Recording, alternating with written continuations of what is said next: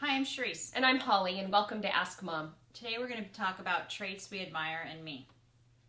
No.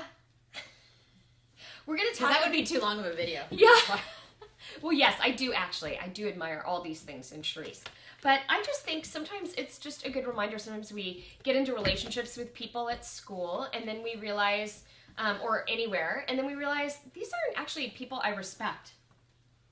Or that I admire, or that, seriously, she's playing with my dog.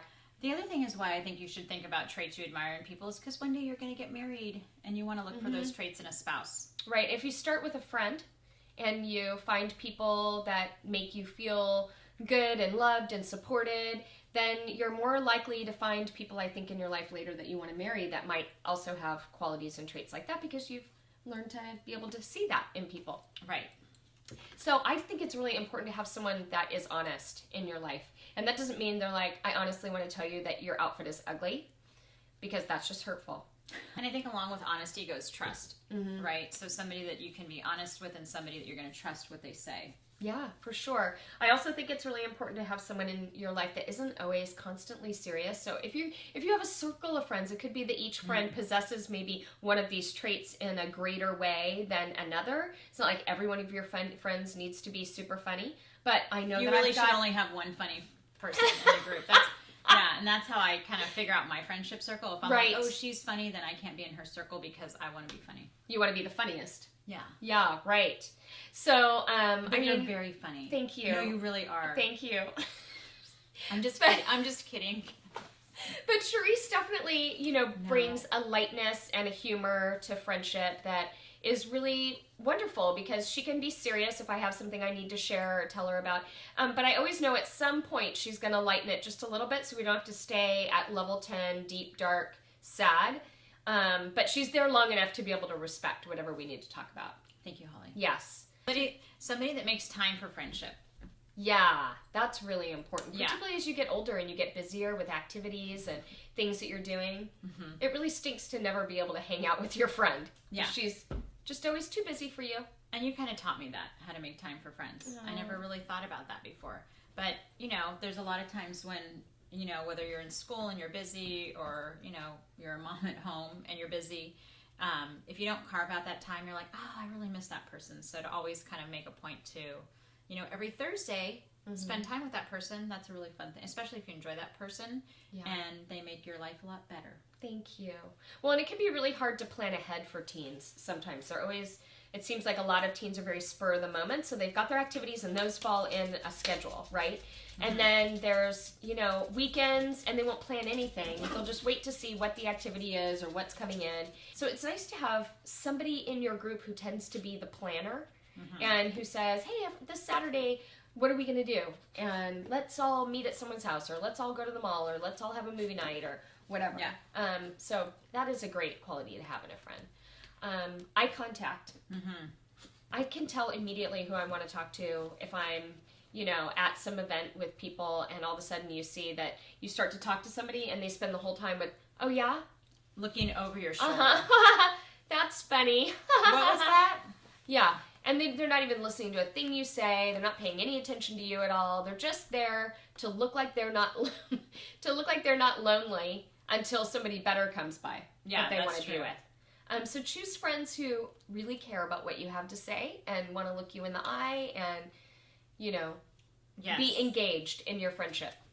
You want to be around positive people more so than negative. I mean, at certain times, you're going to be going through rough things. They're going to be going through rough things, so there's going to be some negativity. But in general, you don't want to be around a Debbie Downer. And I apologize for anybody that's named Debbie or that anybody has the last name Downer. No offense.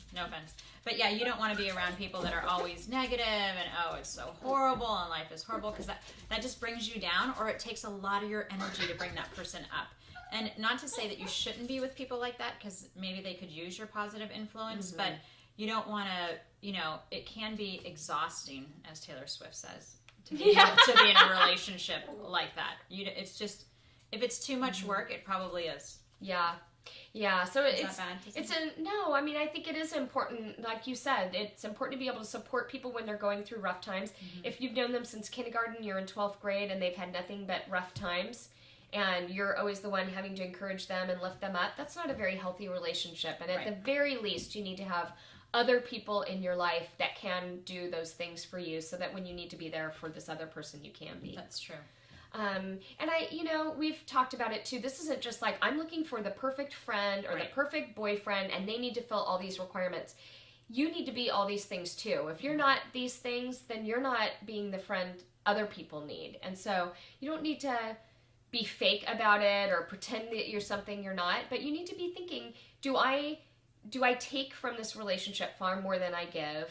Am I someone that has integrity, that they can trust the words that I say, that they know that when they tell me something, I'm not going to run all over and tell everybody else, particularly if they've asked me not to say anything. Right. Am I in general an encourager and a supporter of this person? Yeah. Yeah. It doesn't mean you have to be perfect, but you do need to make an effort to be the kind of human being other people want to be around. That's good to be around. So I really like to talk, and I have to force myself when I'm with people to not be thinking about what I want to say next when someone else is talking, and to really spend the time to be a good listener. So that's one of the things I have to always work on. What was that? And so, being a good listener takes a lot of time, unless you happen to be one of those personality types that's just naturally more quiet and a good listener. And the other thing is about being a good listener is maybe you don't have the time at that particular moment when somebody needs you to be a good listener, and it's okay to just say, you know what, I'm really busy right now, instead of just faking it and looking over their shoulder and thinking about the next thing that you really have to do. You could always just say, it sounds like, I really want to listen to what you're saying, but I'm worried about this test and I have to study for it. Can I call you back in 10 minutes, or can we talk about it a little bit later, because I know I really want to help you with that, whatever it is. But that's part of being a good listener too, is knowing when you don't really have the time to listen, and to make the time to listen to somebody else. And put your phone away, because it is just a constant distraction. I see teenagers relating to each other all the time, and the whole time they're talking to somebody else, they're texting their other friend. And it just feels bad. It's not polite. It's not respectful. It doesn't tell the other person, you have my full attention. And James can't say a word till I call your name. Do I get a soda? Or do you get a soda? Okay, I'll just say Holly. I can't remember how it works. But anyway, just be aware of how much you need your phone, and try to put it away more than you have it out when you're with your friends. Yeah.